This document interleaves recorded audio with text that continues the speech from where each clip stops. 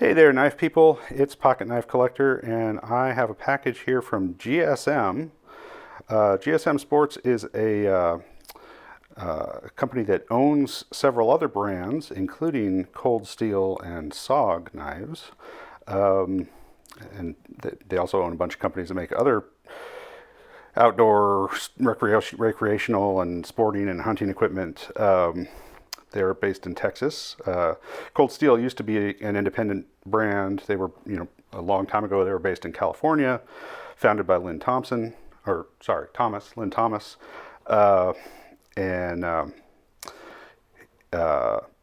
as you may know, they've been acquired. And the company has gone through some changes. There's discussion online about, the new direction of the company, and but there's also some commitment to keeping the legacy of Cold Steel, and some of the knife models that Cold Steel has made iconic in the past, and part of that is related to this box that I'm going to open for you now. I'm going to open this up with the Spyderco Native 5. This is the sprint run in CPM Rex 45. The burnt orange handle scales.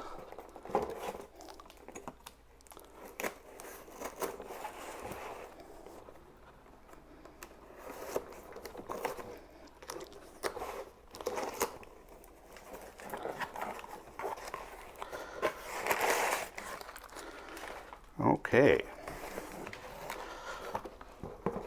Hatamoto. All right, so this is a re-release of a Spyderco design that was first came out around like 2005 or 6, somewhere around there. So it's basically a 20-year-old knife design that's been re-released, and it's not exactly the same. I think it's the same form factor, but the original version had a satin finished blade that was laminated steel, San Mei steel, which had a VG10 core, and then some softer steels, some tougher, softer steels on sandwiching that VG10 core. And it had a bolster that was more of a bright color. It wasn't this black color here. So now the whole thing is blacked out, right? So instead of having a satin finish blade and a shiny bolster, and I think the original had G10 handle scales. This one has carbon fiber or fat carbon, something like that. This version is, in common parlance, sometimes people say that a version of a knife that's, all decked out in black like that has been murdered out, right? It's been turned into more of a tactical weapon instead of a everyday carry kind of tool. It's just an aesthetic choice, right? I mean, I guess if you were actually in some kind of tactical role, you might want a matte finished black knife instead of something that's shiny and reflective. Even though this is black coated, it's still reflective, right? I'm pretty sure that when we open this up, we're going to see that it's got a shine on it. There are black coatings that are not shiny, but they don't look as nice, and this definitely is a knife that I think is aimed primarily at collectors, right? It's one of the higher end, higher quality knives that Cold Steel makes, and it's certainly usable. The materials are good, and certainly be an appropriate choice for certain tasks, but I think the main reason for this knife's existence is for people who really like knives, who want the nicest knife that they can get. So let's open it up. have a look. I really wanted one of these when they first released them, but 20 years ago I couldn't afford it, and now I can. That being said, I did buy this at a significant discount. Cold Steel had a 20% off code that was good for a couple of days, and I used it to buy this knife. And then, wouldn't you know it, just a few days later, Amazon had their Prime Day, which is actually like a whole week now. It's not just a day, and it was even slightly less from Amazon. So I think the normal price on these, with no discounts or anything, is significant. It's it's close to like $350 is what the street price is on this knife when it's not on sale. We'll talk about that price and whether that's reasonable. And certainly I think if you can get a good discount, you should get the discount, right? But people have opinions about prices, and I'll address that. All right, so we got a little sticker sealing this box closed. Let's cut that.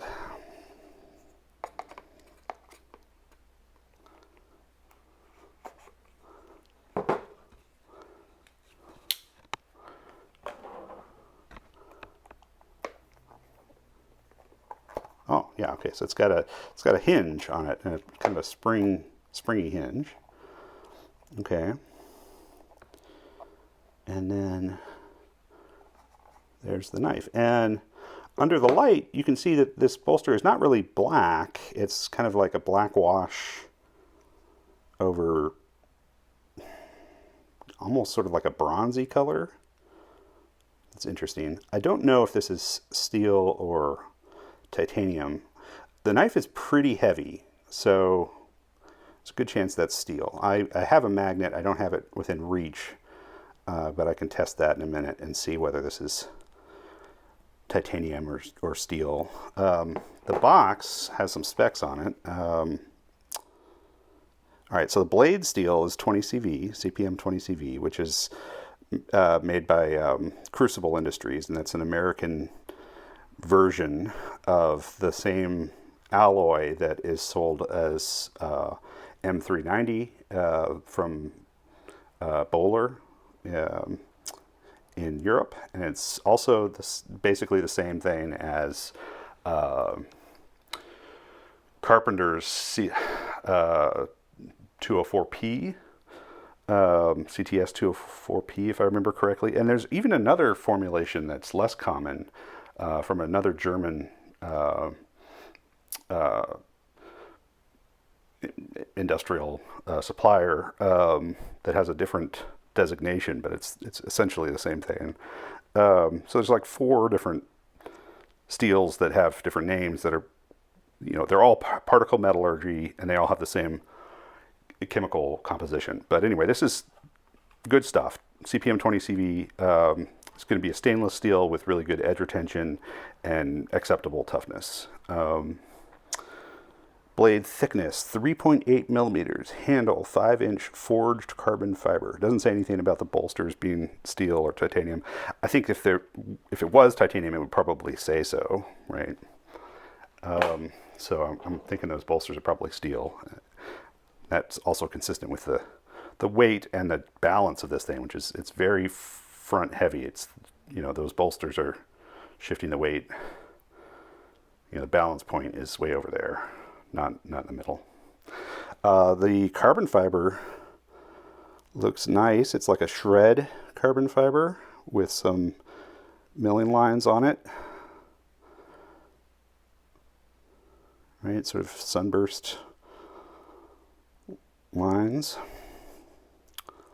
Hardware has some little decorative touches.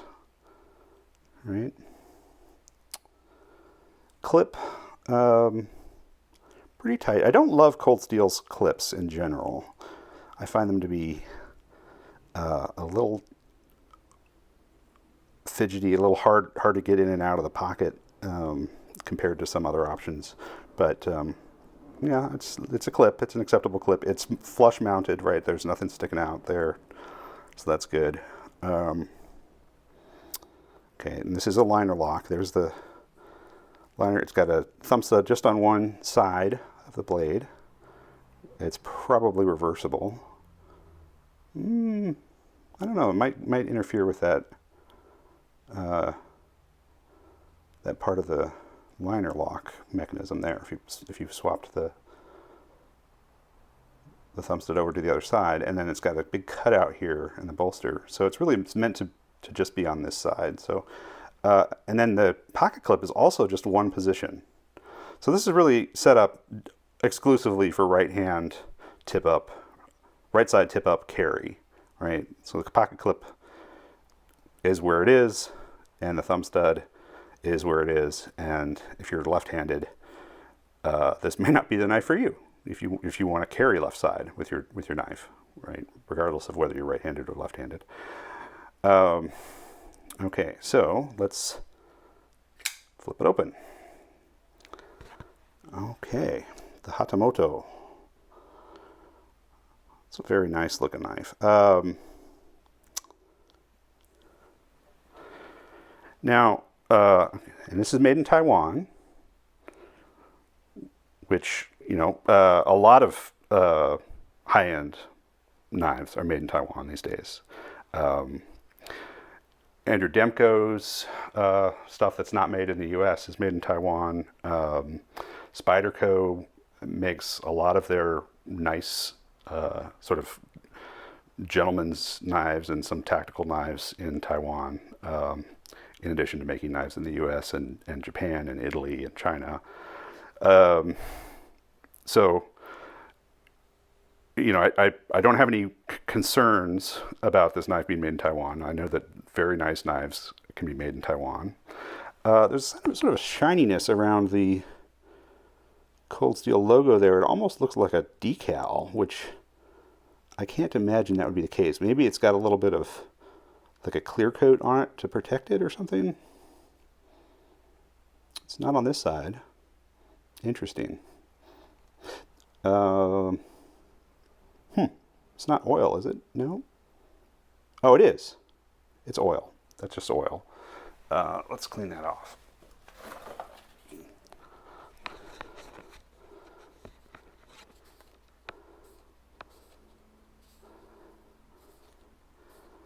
Okay. So the coating on this, I'm not sure. It's probably tinny, titanium nitride. And so it's got sort of a mirror reflectivity to it, even though it's a black coating. And that looks cool. You know, I mean, like I said, it's not the best option for like a tactical operator, right? Who wants no glare off their knife blade so they can be a ninja. But it looks cool. Now, you know, people have opinions about Cold Steel. I have opinions about Cold Steel. You know, some of their stuff is a little bit of has kind of the mall ninja aesthetic, right? They've got some inexpensive, large, kind of a little bit silly knives, right? And they've got some expensive, large, silly knives. But they also have a lot of knives that are well made, and they've contributed some important innovation to the cutlery industry, including the American style Tanto point, right? So Cold Steel will happily tell you that this shape, this blade profile, where you have, you know, this very acute, where you have a secondary point, right? So you've got a tip, and then you've got a change in angle on the blade for the tip of the blade that creates a secondary tip right there, right? Cold Steel will proudly tell you that is their doing. That, you know, it's the traditional Japanese Tanto did not have this sort of abrupt change of angle. It was a curve at the tip, right? And it might end up, by the time you get over here, being at the same angle, but right there, instead of a point, you have a curve on a traditional Japanese Tanto style blade. And of course, this is very common now. We see a lot of this. And this is a compound grind here, right? That's part of the way that's achieved. So that we've got a hollow grind and then a flat grind, I think. Yeah. So we've got a hollow grind back here through the straight, and then a flat grind at the tip, and then a swedge at the top. This is a 4-inch blade. Yeah, so Cold Steel will tell you that that's their innovation, the American Tanto tip. Now, Spyderco will dispute that, and they will attribute that American-style Tanto to Bob Lum, right? This is the Bob Lum. This is a re-release of the Lum Tanto, a sprint run that came out a couple years ago, or an exclusive rather. I think this was a Blade HQ exclusive version of the Lum Tanto, which, you know, yeah, it's made in Japan, but it's not a Japanese style Tanto. It's got an abrupt change of angle there, and it's a little different because there's a little bit of curvature to that tip, but there is a distinct change in angle right there. So you do have a secondary tip, right? And it is a compound grind, I think, right? Yeah, compound grind. This has got that matte black coating, right? This is a DLC coating, I believe. So yeah, when you buy one of these from Spyderco, it comes with a box that has a little sheet of paper in there that says, "Hey, Bob Lum developed the American style Tanto." And you're like, "Oh, that's not what Cold Steel says." So I'm not going to be the arbitrator of that dispute. I'm just going to say that there is disagreement between these two knife manufacturers about who should have credit. A lot of people attribute the American style Tanto point to Spyderco. I'm sorry. A lot of people attribute it to Cold Steel. Yeah, Cold Steel usually gets credited as being the originator of that blade profile, which of course is ubiquitous everywhere now. You see it on knives from lots of different brands. Here, for example, where did it go? Yeah, okay, so here's the Benchmade Bailout. And they've got an American style Tanto, right? Quite a bit smaller. You know, if you were wondering, we're going to do some size comparisons in a minute here, but if you were wondering how the Hatamoto compares to the Bailout, it's a bit longer and it's a whole lot thicker. And it's a whole lot heavier. Right. Bailout is really just like a tactical version of the bug out, right? So it's going to have a pretty thin blade stock, which is going to be great and efficient for slicing. And this is a very lightweight knife that would be a good choice if weight is a significant consideration. And there are different versions of this, some of which have a little bit of more dressed up look to them with aluminum handle scales instead of this Grivery stuff. There's one coming out, or it's either just dropped or it's just about to drop, with an orange, sort of a, what do they call it, like burnt bronze or something like that, finish, aluminum handle, and I think a Magna Cut blade. This is 3V on this guy. and that's a Cerakote finish, I believe. So we've got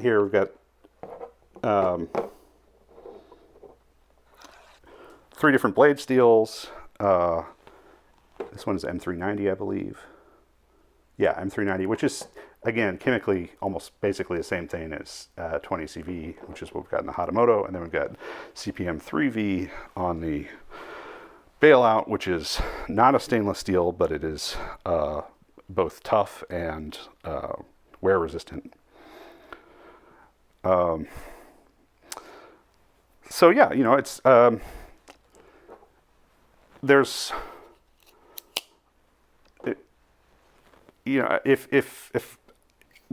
even if you feel that cold steel is kind of a clowny brand in some ways, kind of corny, I think you know, you pretty much have to acknowledge that they contributed to this aesthetic in knives, which is now pretty ubiquitous. And they did this with their fixed blades as well as their folders, right? Here's a Master Tanto, cold steel Master Tanto fixed blade in San Mei steel. I like these. I think they're very well made. You know, I have a couple of them in different sizes. The Magnum Tantos are the bigger ones, and the Master Tanto is the smaller one with a guard that's just on the front, whereas the Magnum Tantos have a bigger guard. And this is certainly sort of this Hatamoto is sort of working in that same aesthetic space.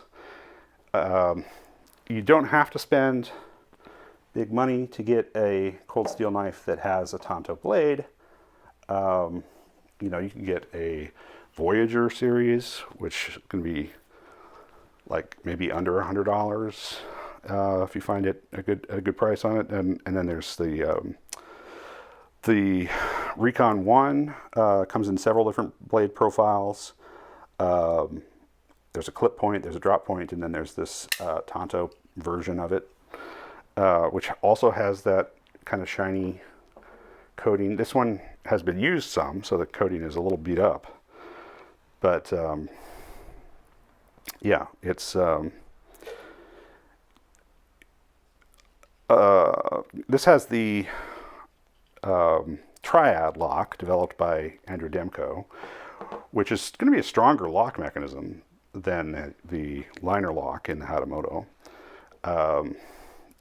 But the Hatamoto will be easier to operate one-handed, right? I'm even doing this with my left hand just because of the way I've got the camera set up, but one-hand operation is a little bit more intuitive with and less dangerous with a liner lock than if you're trying to operate which is essentially a back lock, a stronger version of the back lock, one-handed, which you can do, but it's a little harrowing to drop that blade because it, you know, your fingers are right there. So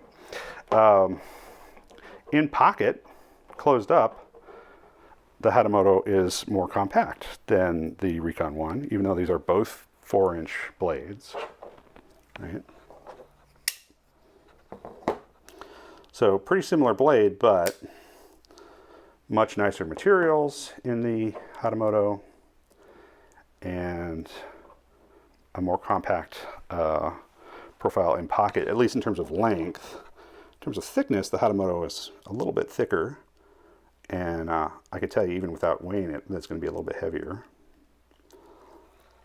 So yeah, those have got to be steel bolsters, not titanium bolsters.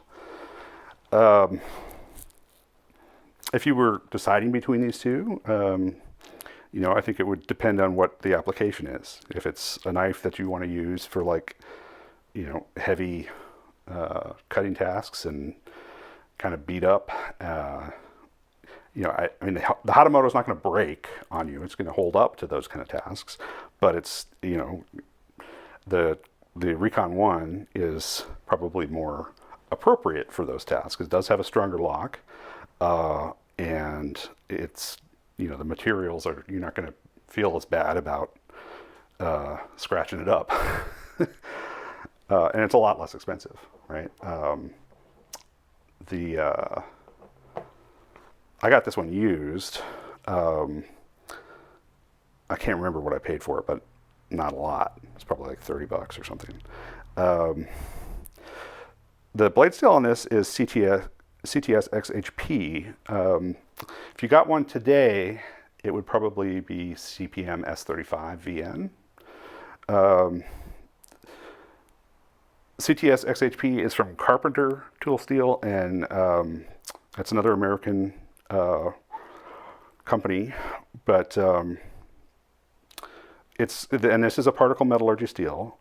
It's basically a stainless D2, right? It's going to give you edge retention, pretty good edge retention, and moderate toughness, like okay toughness.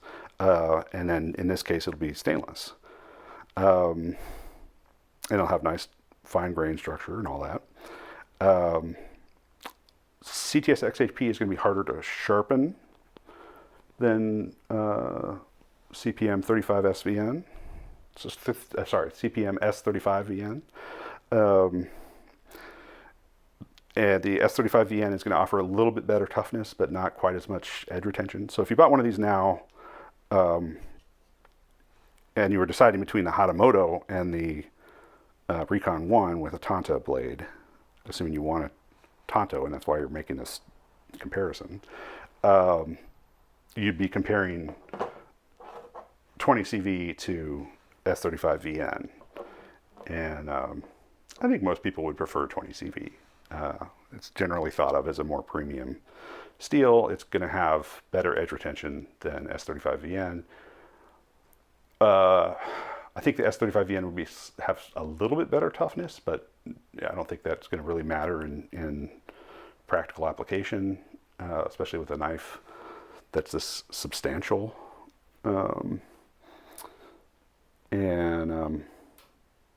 They're both, they're both okay to sharpen.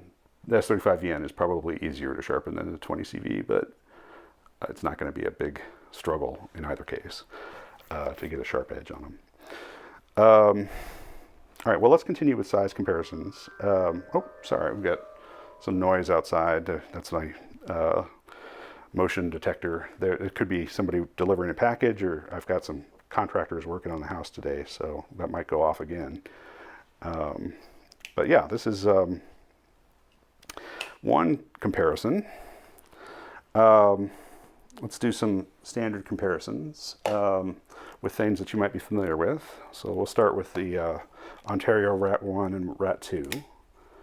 Okay, so there's our Rat 1. There's our Rat 2. Okay, and those are much less expensive knives. Not something that would really be considered a competitor to the Hatamoto. Even with there's a new version of the Rat 1 that is in Magna Cut, which is going to be a pretty nice option for the blade, but it's still going to be more of a sort of like an everyday carry kind of work knife with that G10 handle scale, as opposed to the like carbon fiber and stuff on the Hatamoto. So I'm not showing this to you because these knives are comparable. I'm showing it to you just because these knives might be familiar sizes to you, so you might get a better sense of how big the Hatamoto is. And it's big, right? Definitely bigger than the Rat 2 and a little bit bigger than the Rat 1, right?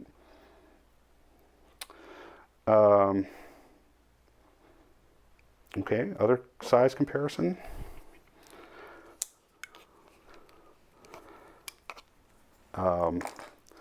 Here is Spyderco's Paramilitary 2 and pair 3. Hatamoto is bigger than either of those. Right? It's bigger than the PM2, a lot bigger than the pair 3.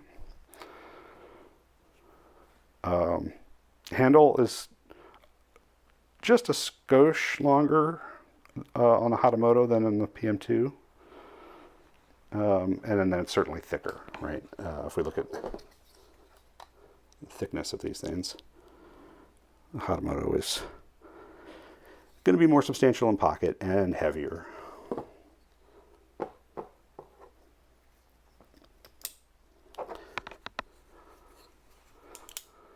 Okay, and then here's a Griptilian. This one is also in 20 CV, so the same blade steel, but not as dressed up. And the mini Griptilian from Benchmade. Okay. Not Griptilian. Yes, Griptilian. Sorry, that's the Griptilian. Let's look at the bug out as well. Just a lot of people will know that form factor. Oh, sorry, that's the bailout. That one's a little stiff because that's brand new. Bug out. Yeah, there's a bug out. And somewhere I've got a mini bug out, but I don't know if there's any point in showing it to you. It's going to be even smaller, right? Quite a bit different blade coating.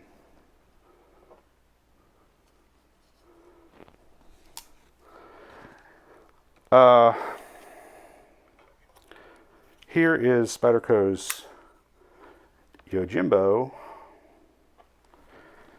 and Yojumbo. Okay. Both of those are sprint runs. So the standard edition Yojumbo and Yojumbo are both in CPM S30V. So the Hatamoto, most people would prefer the CPM 20CV that's in the Hatamoto over the S30V. But in this case, we've got, this was an exclusive for Knife Center, and it is CPM Crew Wear. It's going to be tougher. And this was a sprint run. These are probably hard to come by now. I think they're all gone, so you'd have to get one on the secondary market. This is in CPM S90V, which is probably going to have a little better edge retention even than the 20CV, and a little less toughness. This is with carbon fiber handle scales, but the carbon fiber looks quite a bit different than the Hatamoto. Okay. It's lighter, despite having the same 4-inch blade length and maybe even a little bit more material in the blade, right? And that also is sort of tactically oriented, right? The idea, Michael Janich's idea in developing this was to make it a self-defense weapon.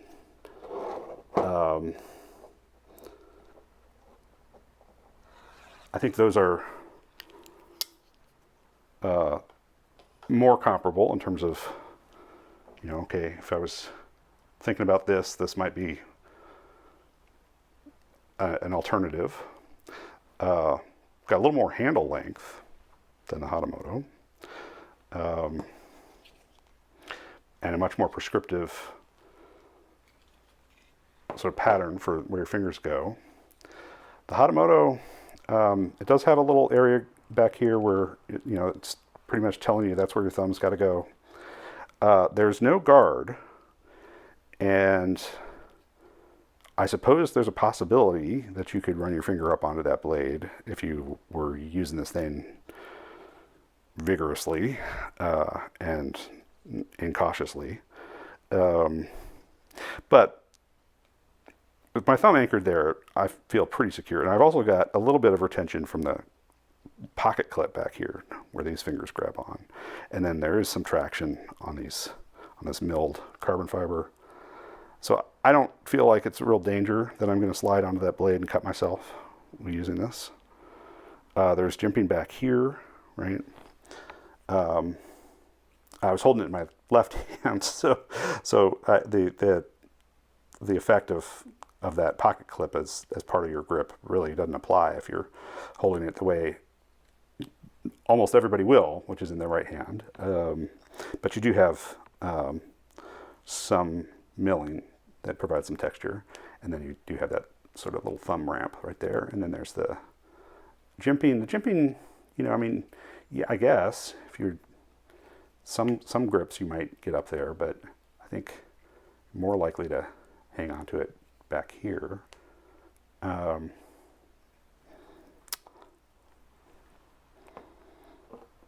Okay, let's show you some other things that are like big knives that have sort of a tactical aesthetic, but also kind of premium materials and are a little bit dressy. Some things that might be, you know, options to consider if you're thinking about getting a Hatamoto. Other things that might be in the same category, right? So here's the Benchmade Adamas, right, which is got a crew wear blade, so with a Cerakote finish. Very similar overall length. I think the Hatamoto has technically a slightly longer blade, but it sure doesn't look like much of a difference. On the specs on the Hatamoto, it's a 4-inch blade, but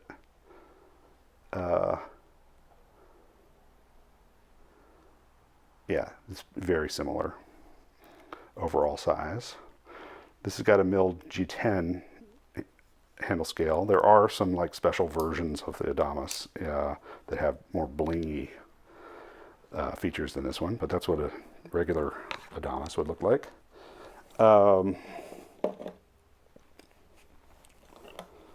Also from Benchmade, in that sort of category of large bladed kind of fancy knives, we've got the Crooked River. That's the full-size Crooked River. 4-inch blade. S30V typically. I think there are some special versions out there that you can get with upgraded blade steel, but generally S30V, so less desirable to most people than 20CV. Aluminum bolsters on this can be lighter weight than the steel bolsters on the Hatamoto, and engineered wood, diamond wood onlays or scales, and then this has the axis lock rather than the liner lock, right? Which some people would prefer. It keeps your fingers out of the cutting path of the blade when you're closing the blade. Decently strong, the axis lock. Some possibility that you could break an Omega spring and then have an issue. Of course, Benchmade would replace the broken Omega spring. They have good warranty service. Similar prices on these, I think, or at least, you know, kind of approximately.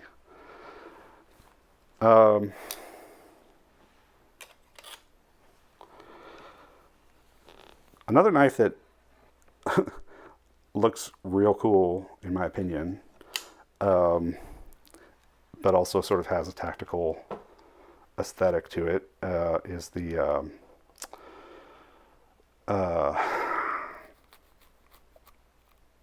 what do they call this? The sub-hilt fighter, the Valaton from Spyderco. Yeah, Butch Valaton designed this thing. Also made in Taiwan, right? G10 handles, but classy G10, like smooth and contoured. And then steel bolsters. S30V blade steel. Almost 4-inch blade length. That might be a compelling alternative if you're looking at the Hatamoto. You might want to also look at the Valaton. It's also a liner lock.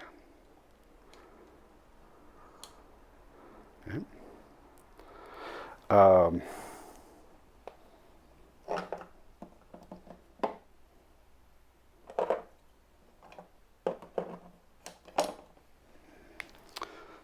this is not a current model ZT, but you know, ZT has some kind of dressy tactical knives with big blades and premium steels. This one's got 20 CV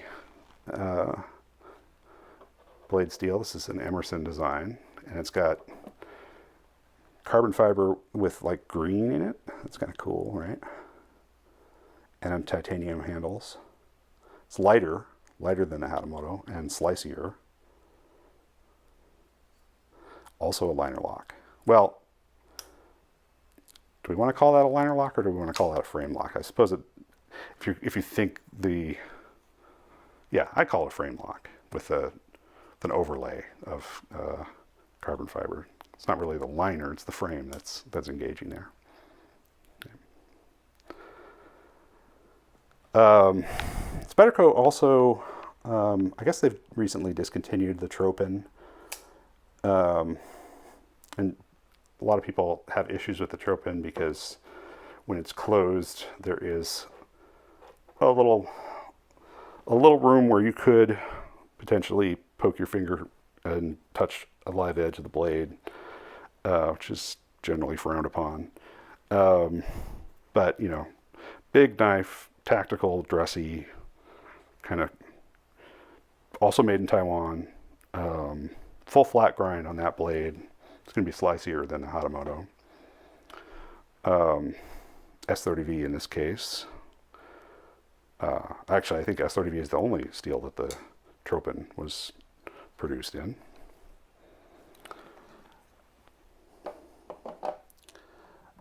A couple of other things that you might look at if you were thinking about a Hatamoto. I'm not trying to dissuade you from getting a Hatamoto, but for a little less money, you could get a Tactility Elite from Musta, made in Japan.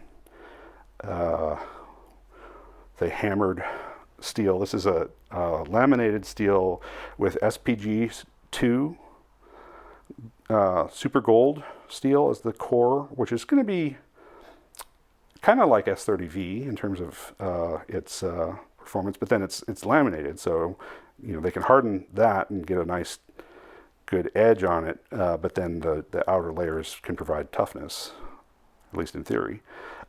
This thing's got a really cool textured handle. I really like the look of this knife. Slightly shorter than the Hatamoto in terms of blade length, and then, you know, appreciably shorter in terms of handle length. Less to carry, less heavy. But yeah, it's, you know, it's dressy, it's cool. Those go. Oh, I guess the price has gone up on those a little bit, so these you usually see these a little over $200 for the Tactility Elite. But that's one that a lot of people wouldn't think of. It's got, I believe, titanium hardware on the pivot there. It's also a liner lock, right?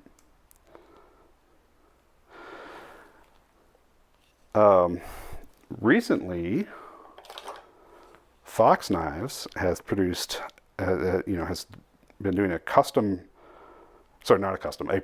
version of a custom design from Bob Terzuola, the ATCF. That's got a MagnaCut blade, 3.7-inch long blade, so just a bit shorter than the Hatamoto. Not really anything noticeable when you have them side by side there. This one's got G10 handle scales, but there's also one with micarta, and there was a special edition briefly that had carbon fiber. I don't know if that'll come back, but you know, the carbon fiber version of this would be a pretty compelling alternative to the Hatamoto. I like that the pocket clip better on the ATCF. Drop point, high saber grind, or well, saber grind on the blade there. And this one's got a flipper, and then it's a liner lock, like most of the other knives we've been talking about. Okay.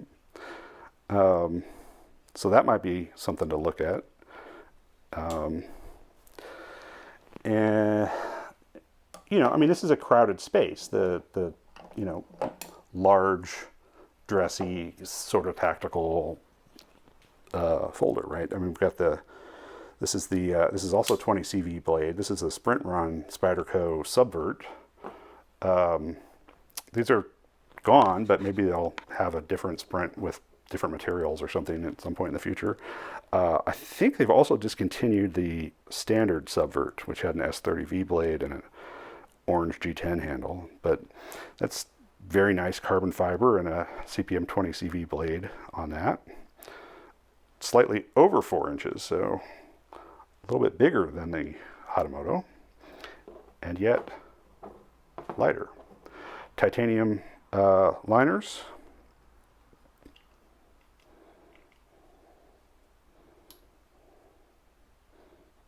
Okay. You know, there's all kinds of options out there from people like Wii Knives. This is the Curvaceous. That's a 20 CV blade. That's 3.7 inches with carbon fiber handles. And this is a frame lock, or bolster lock, I guess some people would call that. I like this pocket clip better. It's not deep carry, but it's milled titanium. Lighter weight. And those are on closeout right now. So those are $250, I think, at most retailers. You don't have a Tanto point, but you do have a compound grind. And, you know, it's a Persian blade profile, technically. How do you like that comparison? This would cost you less than a Hatamoto. Bead blasted finish on that blade. Okay.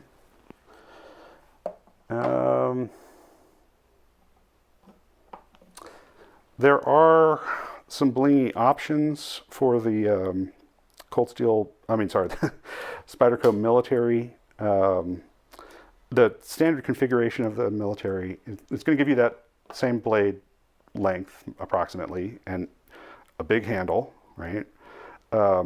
This is my Carta handle on this one, but there you can get handle scales, all kinds of different materials. So if you wanted titanium or carbon fiber or something like that, it's not a big operation. Those things are available. I upgraded the clip on this one to a Lynch Northwest titanium clip. That's got a crew wear blade. There are various steels available. I've got one of these in CPM 15V, which is going to outperform 20 CV in every way except for stainlessness. Right. More options on your grip on this with that forward finger choil. Slicier, but you know, a pretty different aesthetic. These are going to be cheaper too than a Hatamoto. And this has the compression lock, right, which is could be comparably strong to a liner lock, but a lot of people prefer the compression lock. It keeps your fingers out of that blade path when you're closing the knife.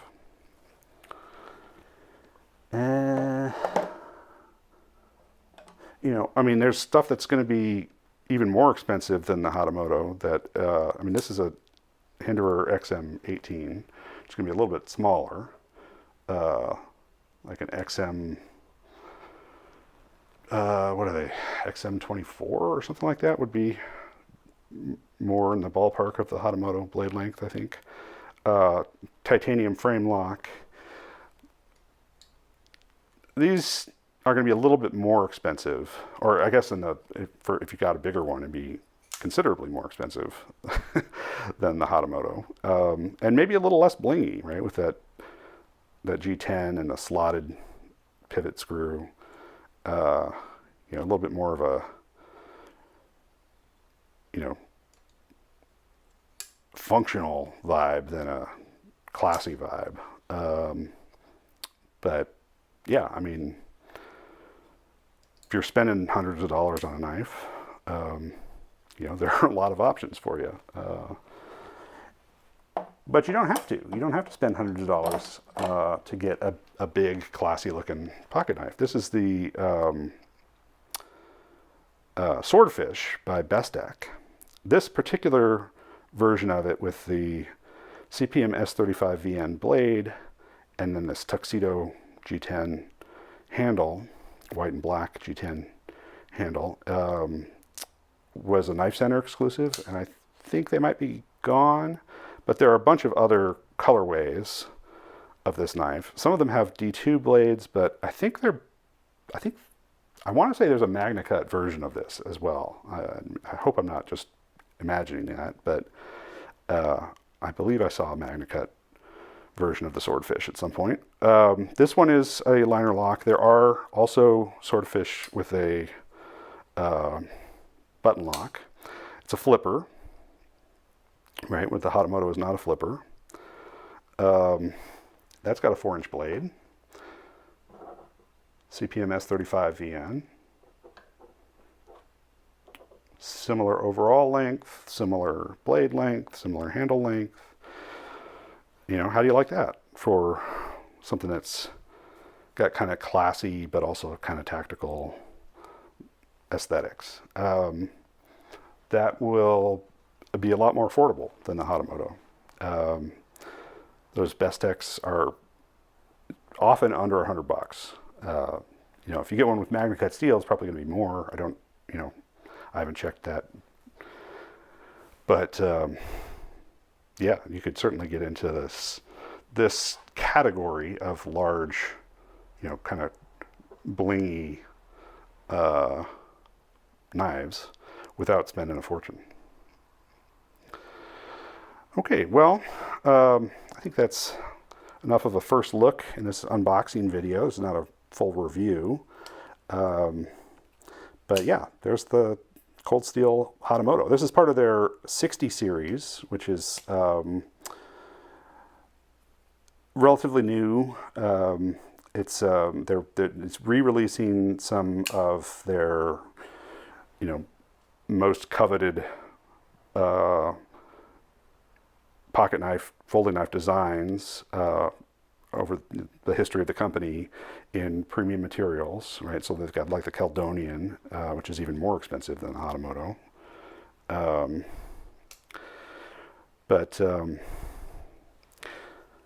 Yeah, I have wanted one of these for decades, and now I have one.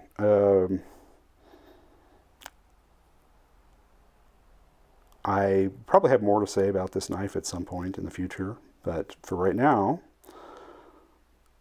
I'm just happy to see it. Got those standoffs there.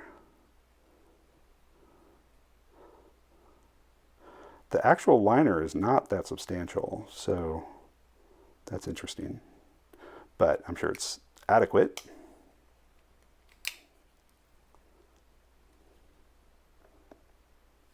All right, folks. Well, I'm Pocket Knife Collector, and this has been an unboxing video for you. If you like knives, I suggest you subscribe to my channel, because I like knives too. And I'll talk about them and show them to you, and it'll be like a little knife party for us. All right, thanks a lot. Bye-bye.